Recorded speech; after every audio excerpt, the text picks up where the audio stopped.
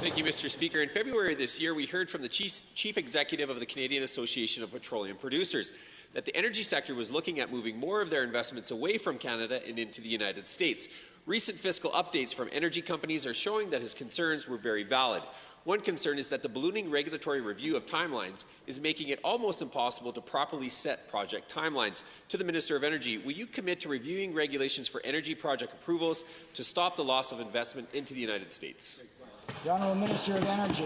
Thank you, Mr. Speaker. You know, our government absolutely understands that timely and effective regulatory processes are important to our sector. That's why we're working with the Alberta Energy Regulator on ways to improve the process, and we're doing that with industry to help us pinpoint to where we should be looking, making it shorter without sacrificing effectiveness.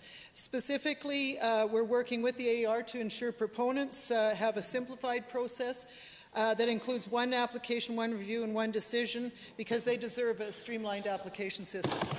First supplemental. Thank you, Mr. Speaker. While we support the government in their bid to get the Trans Mountain Pipeline built, there are concerns that we might sacrifice long-term regulatory certainty in order to gain approval for the project. Companies rely on stability and predictability when investing billions of dollars needed for their large energy projects. Given the promises of legislation from provinces and the federal government, both for and against energy development, many companies now lack any long-term certainty. To the same minister, what is your government doing to make sure future energy projects don't need to rely on the extraordinary act of government to get the project built?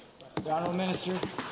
Thank you, Mr. Speaker. You know, as members know, the AER is an arm-length regulator that is certainly works with each project. Some of the projects are very, very complex and do take a lot of time, but they're working very quickly to get one-stop shopping for smaller projects that will be a matter of days, even as little as 5 business days.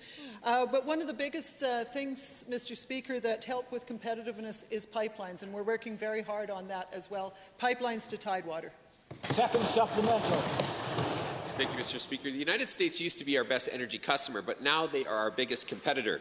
The growth has been fueled by a competitive tax regime and a regulatory process that offers more certainty around timelines. While we don't need to copy exactly what the United States is doing, we do need to look at how we can make Alberta more attractive to investors. To the same minister, beyond a single pipeline or project, what are your plans for growing our energy industry and allowing them to compete with the U.S. on a level playing field? The Honourable Minister. Thank you, Mr. Speaker. Well, first of all, we are working on the pipelines. We know that that's the #1 advantage to our industry. Currently, we're leaving $40 million a day on the table, not just in Alberta, but across Canada. And that's money that can be used for all the good things that we want to see in our province and indeed in Canada. As I mentioned, we're working with the Energy Regulator on things we can change within Alberta. And we're also representing Alberta's interests to the federal government when they talk about changes that they want to make to the NEB. On this side of the House, Mr. Speaker, I can assure you we are absolutely supporting the energy sector. Thank you, Honourable Minister.